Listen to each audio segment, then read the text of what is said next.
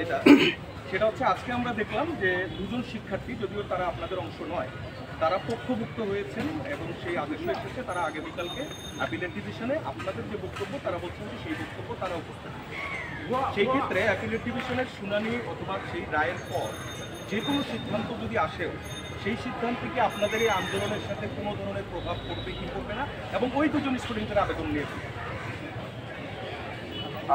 দেখুন, এই বিষয়ে হাইকোর্টে রিট করার এবং জানতে চাওয়ার অধিকার আমাদের সংবিধান যে কাউকে দেয়, এবং ঢাকা বিশ্ববিদ্যালয়ের শিক্ষার্থী এবং চাকরি প্রার্থী হিসেবে তারা দুজন সেই অধিকার থেকেই এই রিটটি করেছে। আমরা তাদের এই রিটকে সমর্থন করি, কিন্তু এই রিটের সাথে আমাদের আন্দোলনের কোনো সম্পর্ক নেই, এটি আমরা স্পষ্টভাবে বলতে চাই।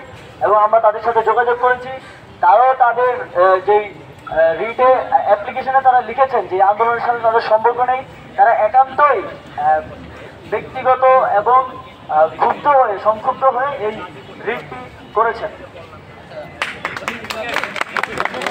কিন্তু আরেকটা প্রশ্ন আছে যে আগামীকাল যেই সিদ্ধান্ত, যদি আদালত থেকে কোনো সিদ্ধান্ত আসে, উই নেভার নো কি আসতে পারে। ধরেন যদি যদি ধরেন হচ্ছে আপনারা কমিশন চাচ্ছেন, যদি কোনো তদন্ত কমিটি হয় অথবা কাইন্ড অফ পজিটিভ কিছুও হয়, তারপরেও কি আপনাদের এখানে কোনো প্রভাব আছে কিনা, নাকি আপনারা একেবারেই নির্বাহীর দিকেই তাকিয়ে আছেন? আচ্ছা, আপনি যেটা বললেন, দেখুন এখানে যদি নেতিবাচক সিদ্ধান্ত আসে সেখানে তো কোনো প্রশ্নই নেই। যদি ইতিবাচক আসে তাহলে কি হবে? আমরা এই জায়গাটি ইতিমধ্যে স্পষ্ট করেছি যে সেটি হচ্ছে 18 পরিপত্র সংক্রান্ত, সেটি হচ্ছে সরকারি চাকরিতে শুধুমাত্র প্রথম ও দ্বিতীয় শ্রেণী।